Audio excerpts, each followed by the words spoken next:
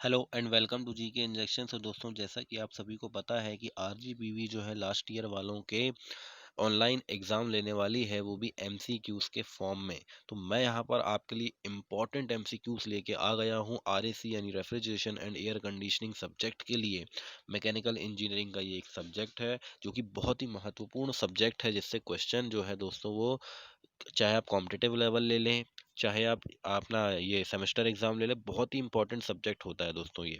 Okay, तो आप लोगों को एमसीक्यूज़ का अनुभव भी नहीं है, तो मैं यहाँ पर आपके लिए एमसीक्यूज़ लेके आया हूँ जो कि आपको एग्ज़ाम के लिए बहुत ही ज़्यादा हेल्प कर सकते हैं, और इनकी मदद से आप जो बाकी एमसीक्यूज़ इससे रिलेटेड आएँगे वो भी आप यहाँ पर सॉल्व कर सकते हैं। तो अंत तक वीडियो में बने रहिएगा, आपको बहुत कुछ जानने के लिए मिलेगा। तो चलिए ज़्यादा टाइम वेस्ट ना करते हुए हम अपनी वीडियो स्टार्ट करते हैं। तो देखिए, फर्स्ट क्वेश्चन आपका क्या बोल रहा है दोस्तों? फर्स्ट क्वेश्चन आपका बोल रहा है, which of the following refrigerant has lowest boiling point? यानी कि इनमें से ऐसा कौन सा रेफ्रिजरेटर है जो कि हाई लोएस्ट बॉइलिंग पॉइंट रखता है? तो दोस्तों, लोएस्ट बॉइलिंग पॉइंट जो होता है वो होता है कार्बन डाइऑक्साइड का। आप ध्यान रखिएगा, कार्बन डाइऑक्साइड का लोएस्ट बॉइलिंग पॉइंट होता है, और अमोनिया जो है वो VARS, याद रखिए, वेपर एब्जॉर्प्शन रेफ्रिजरेशन सिस्टम में ये यूज किया जाता है। ओके, याद रखिएगा। और अमोनिया का जो बॉइलिंग पॉइंट होता है, ओके, बॉइलिंग पॉइंट होता है वो कितना होता है? वो होता है -33.3 डिग्री सेल्सियस। याद रखिएगा, मैंने यहाँ पर आपको क्वेश्चंस में भी, पिछले क्वेश्चंस ऑलरेडी मैंने इसकी 3 वीडियोस बना के रखी हुई है, उसमें भी मैंने ये आपको बताया है। ओके, चलिए फिर ध्यान देखते हैं, दूसरा क्वेश्चन देखते हैं फिर हम।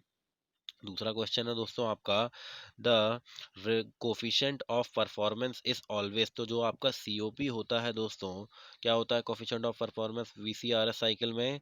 रेफ्रिजरेशन इफेक्ट अपॉन में पावर इनपुट। ओके, ये आपका सीओपी होता है, सॉरी वर्क इनपुट है, ये वर्क इनपुट, ये आपका क्या होता है दोस्तों? सीओपी होता है, याद रखिएगा इसमें। ओके, फिर दोस्तों, क्या होना चाहिए? सीओपी हमेशा परफॉर्मेंस, कोफिशिएंट ऑफ परफॉर्मेंस क्या होना चाहिए? तो हमेशा ग्रेटर देन 1 होना चाहिए, यानी कि एक से ज्यादा होना चाहिए। इस बात का आपको याद रखना है। ओके, फिर देखते हैं नेक्स्ट क्वेश्चन। नेक्स्ट क्वेश्चन है आपका, for summer air conditioning the relative humidity should not be less than. तो समर एयर कंडीशनिंग में रिलेटिव ह्यूमिडिटी जो है वो किससे कितने परसेंट से कम नहीं होना चाहिए? तो यहाँ पर 60% से कम नहीं होना चाहिए रिलेटिव ह्यूमिडिटी, किसमें? समर एयर कंडीशनिंग में। ओके, और विंटर एयर कंडीशनिंग की अगर हम बात करें दोस्तों, तो विंटर एयर कंडीशनिंग में 40% से ज़्यादा नहीं होनी चाहिए।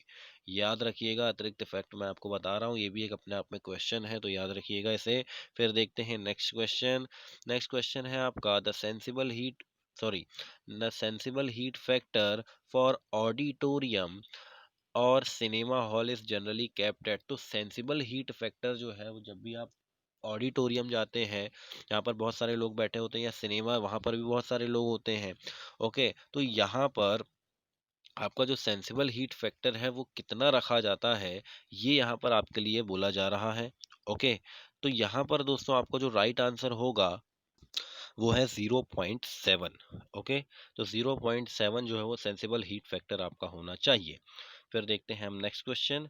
तो नेक्स्ट क्वेश्चन है आपका, the ratio of actual mass of water vapor in a unit mass of dry air to the mass of water vapor in the same mass of dry air when it is saturated at the same temperature and pressure is called। तो दोस्तों, ये जो definition लिखी हुई है, ये definition किसकी है? ये डिग्री ऑफ सेचुरेशन की डेफिनेशन है, जिसमें कि ratio of actual mass of water vapour in unit mass, यानी कि 1 kg में एक्चुअल मास जितना है वाटर वेपर का, into the two the mass of water vapour in the same mass of dry air. Dry air के अंदर same mass, जो water का मास है, वाटर वेपर का जो मास है वो मिला होना, जब ये सेचुरेटेड हो। ओके, जब ये सेचुरेटेड हो water vapour. Okay, at the same temperature and pressure, तो इसको हम क्या कहते हैं? डिग्री ऑफ सेचुरेशन कहते हैं। याद रखिएगा, बहुत ही इंपॉर्टेंट है। फिर देखते हैं नेक्स्ट क्वेश्चन।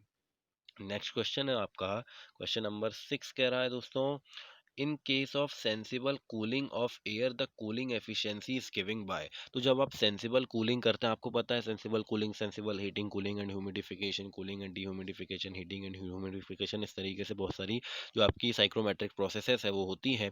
और यहाँ पर सेंसिबल कूलिंग की जब हम बात करते हैं दोस्तों, तो इसमें कूलिंग एफिशिएंसी जो है वो दी जाती है 1 minus bypass factor.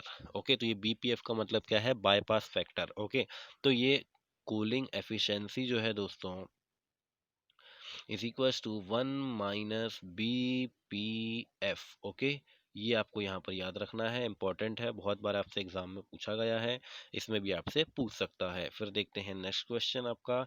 Next question है दोस्तों, for large tonnage more than 200 ton of refrigeration air conditioning application the compressor recommended is। तो दोस्तों अगर आपको 200 टन ऑफ रेफ्रिजरेशन से ज़्यादा अगर आपको tonnage sorry air conditioning applications के लिए अगर आपको यूज़ करना है, तो आप कंप्रेसर कौन सा यूज़ करेंगे, तो आपको याद होना चाहिए इसमें कंप्रेसर जो आप यूज़ करेंगे वो रेसिप्रोकेटिंग कंप्रेसर यूज़ करेंगे, अगर आपको 200 टन ऑफ रेफ्रिजरेशन से ज़्यादा अगर आपको एप्लीकेशन चाहिए तो। ठीक है, याद रखिएगा आप। फिर देखते हैं नेक्स्ट क्वेश्चन दोस्तों। नेक्स्ट क्वेश्चन है आपका, refrigerant with highest critical pressure. तो हाईएस्ट क्रिटिकल प्रेशर जो है दोस्तों इनमें से किसका होता है, तो आपको याद होना चाहिए अमोनिया का होता है। ठीक है, किसका होता है, अमोनिया का होता है हाईएस्ट क्रिटिकल प्रेशर। ओके, फिर देखते हैं नेक्स्ट क्वेश्चन। तो नेक्स्ट क्वेश्चन है दोस्तों, in aqua ammonia absorption system incomplete rectification leads to accumulation water. अब देखिए, VARS आपने पढ़ा होगा, और एक्वा अमोनिया मतलब अमोनिया और वाटर का मिक्सचर। ठीक है, तो देखिएगा यहाँ पर कि रेक्टिफिकेशन का मतलब यहाँ पर क्या है, तो VARS साइकिल अगर आपने पढ़ी है, वेपर एब्जॉर्प्शन रेफ्रिजरेशन साइकिल, तो उसमें क्या होता है, उसमें रेक्टिफायर लगा होता है, और उस रेक्टिफायर में अमोनिया और वाटर के जो वेपर है दोस्तों वो सेपरेट होते हैं, यानी कि अमोनिया के वेपर को कंडेंसर में भेज दिया जाता है और वाटर वेपर को नीचे ही रोक लिया जाता है। ओके, तो वहाँ पर दोस्तों अगर मान लीजिए इनकम्प्लीट रेक्टिफिकेशन होता है, यानी कि वाटर वेपर जो है वो अमोनिया के साथ चले जाते हैं, तो वो कहाँ जाएंगे, कंडेंसर में जाएंगे। तो एक्यूमुलेशन कहाँ होगा वाटर का, कंडेंसर में होगा। तो इस बात को याद रखना है आपको, कंडेंसर आपका यहाँ पर राइट आंसर हो जाएगा। चलिए फिर देखते हैं नेक्स्ट क्वेश्चन। तो नेक्स्ट क्वेश्चन है आपका, in a reversed Brayton cycle the heat is absorbed by the air during. तो देखिए, रिवर्स्ड ब्राइटन साइकिल में हीट एब्जॉर्ब की जाती है, ठीक है, एयर के द्वारा। मतलब हीट कब एब्जॉर्ब की जाती है ये आपको याद रखना है। तो हीट एब्जॉर्ब करने की जो प्रक्रिया है आपको पता है, हीट एब्जॉर्ब करने की जो प्रक्रिया है वो कहाँ पर होती है, ये होती है आपकी इवेपोरेशन के अंदर। इवेपोरेशन में रेफ्रिजरेंट हीट एब्जॉर्ब करता है और वेपर में कन्वर्ट होता है। यहाँ पर रिवर्स ब्राइटन साइकिल की बात की जा रही, तो ये दोस्तों कांस्टेंट प्रेशर एक्सपांशन प्रोसेस कहलाती है। ठीक है, याद रखिएगा, कांस्टेंट प्रेशर एक्सपांशन प्रोसेस यहाँ पर आपका राइट आंसर हो जाएगा। तो ये आपके कुछ 10 वेरी इंपॉर्टेंट क्वेश्चंस है दोस्तों, जो कि आपको आरजीपीवी एग्जाम में बहुत ही हेल्प कर सकते हैं। साथ ही साथ आप अगर कोई भी एग्जाम दे रहे हैं, ओके, टेक्निकल एग्जाम दे रहे हैं मैकेनिकल इंजीनियरिंग से रिलेटेड, तो आपको ये जो है आरईसी के लिए बहुत ही इंपॉर्टेंट सब्जेक्ट, इंपॉर्टेंट क्वेश्चन आपके लिए साबित हो सकते हैं। अगर आपको क्वेश्चन पसंद आता है तो कृपया हमारे चैनल को सब्सक्राइब कीजिए, वीडियो को लाइक कीजिए और चैनल को सब्सक्राइब कर दीजिए।